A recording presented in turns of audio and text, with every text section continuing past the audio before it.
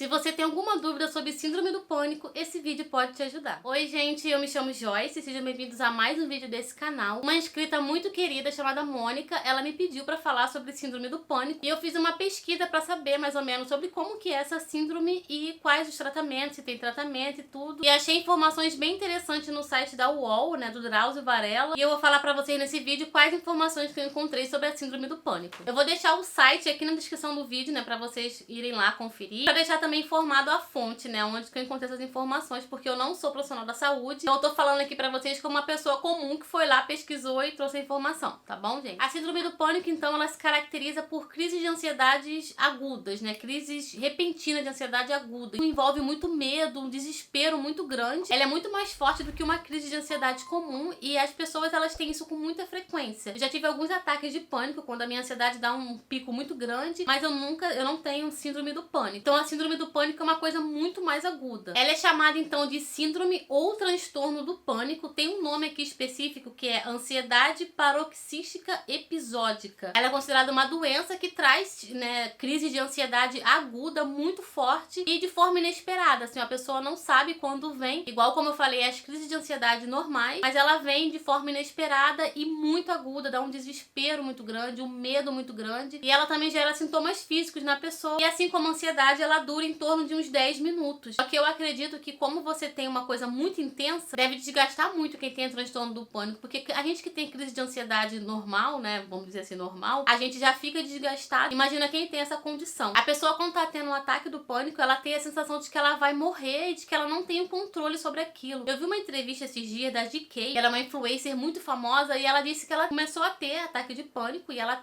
foi diagnosticada com síndrome do pânico. E ela tava dentro de um Uber e ela começou a achar que ela ia morrer. E ela ligou pra mãe dela falando que ela ia morrer. E o motorista não sabia o que fazer. Ela só me leva pra casa porque eu vou morrer, eu vou morrer. E ela achava que se ela não chegasse em casa, ela ia morrer. Olha só que coisa terrível, né? Uma sensação de morte e que você não tem controle sobre aquilo. Então gera um desespero muito grande na pessoa. E uma coisa bem interessante que eu descobri é que a crise do pânico, ela pode ocorrer durante o sono. Assim, você pode ter enquanto você tá dormindo. Geralmente ela começa na adolescência, na fase adolescente pra adulto. Você pode ter várias crises no dia, ou uma agora, outra daqui a algumas semanas, ou até demorar anos pra ter uma segunda crise. Então isso deve interferir muito no diagnóstico, né, pensando aqui, porque se você teve uma vez e não tem mais, então você não vai procurar um médico, né, vamos dizer assim. E o fato da pessoa ter o transtorno de pânico pode gerar outro transtorno pra pessoa, porque tem pessoas que ficam com medo de quando que vai ser a próxima crise de pânico, então isso gera um outro transtorno. Tem pessoas que desenvolvem a síndrome do ágora, que é aquele medo, aquela fobia de sair em público, sair de casa e que vai acontecer alguma coisa. Então o transtorno do pânico pode te levar a ter a síndrome do ágora. Então é uma condição muito séria e você precisa procurar auxílio médico para controlar isso tudo. Devido à condição hormonal da mulher, nós somos muito mais atingidas, propícias, né, a ser atingidas pela essa síndrome do que os homens. Aqui diz que o ataque de pânico, ele pode ser caracterizado por alguns sintomas e quando a pessoa tem, ela tem pelo menos 4 desses sintomas aqui, que são medo de morrer, medo de perder o controle e enlouquecer, despersonalização, que é quando a pessoa parece que tá vivendo um sonho, e desrealização, que é a distorção, né, realidade versus fantasia, dor e ou desconforto no peito, né, que você pode ter os dois, palpitação e taquicardia, sensação de falta de ar e de sufocamento, sudorese, que é muito suor, náusea, desconforto abdominal, tontura ou vertigem, ondas de calor e calafrios, adormecimento e formigamento, né, dos membros, tremores, abalos e estremecimentos. Então você pode ter 4 desses sintomas de uma vez e isso caracteriza o ataque de pânico. É quase uma crise de ansiedade, mas com sintomas muito mais fortes, né? Então fica de olho na sua saúde aí. E ainda não é muito claro o que pode causar a síndrome do pânico, né? Mas eles falam que alguns fatores genéticos podem causar essa síndrome, o estresse muito alto, abuso de álcool e outras drogas também, e até o abuso de alguns medicamentos também. E alguns portadores dessa síndrome de pânico, eles podem apresentar quadros de depressão. E algumas pessoas, elas procuram o auxílio de drogas e do álcool para poder amenizar um pouco esses sintomas. Então isso pode acarretar outros transtornos para a pessoa, né? Transtorno social também. Aqui diz que o diagnóstico da síndrome do pânico, ele não pode ser feito só apenas com um episódio de crise de pânico ou um episódio de medo que o paciente relatar para o médico. Então tem vários critérios. Nos critérios, eles são definidos pelo Manual Diagnóstico e Estatístico de Transtornos Mentais. Então as crises de pânico, elas precisam ser recorrentes e precisam interferir negativamente na vida social do paciente. Essa análise toda é feita pelo profissional especializado. O tratamento da síndrome do pânico é feito com antidepressivos e terapia também. Esse tratamento pode ser mais longo que os outros tratamentos, né? De depressão, por exemplo, por alto índice de recaídas que a pessoa pode ter. Então é bem sério mesmo o problema, né? E os sintomas da síndrome do pânico, eles podem ser confundidos com sintomas de outras doenças graves, por exemplo, o ataque cardíaco. Então fica de olho na sua saúde, pratique exercício físico, vá periodicamente no médico, não se automedique, não ache que o remédio que funcionou pro seu amigo vai funcionar pra você. Então use sempre medicamentos com prescrição médica, com orientação do médico. E qualquer sintoma mais grave, procure sim um médico, que é muito importante. Se você tá vendo uma pessoa com um ataque de pânico, tem algumas coisas que você pode fazer pra ajudar. Primeiro é tentar controlar a respiração da pessoa, né? Pedir pra que ela respire mais devagar, pra você ir acalmando a pessoa. Pergunta se ela faz uso de algum medicamento, né, pra síndrome de pânico, e ajude ela a tomar esse medicamento. Leva a pessoa pra um lugar mais tranquilo, um lugar mais calmo, que não tenha muito barulho, pra que você possa tentar acalmá-la. Mudar o foco da pessoa também. Tenta conversar com ela sobre alguma outra coisa e nunca minimize o sofrimento que ela tá sentindo ali, porque pode parecer, né, que não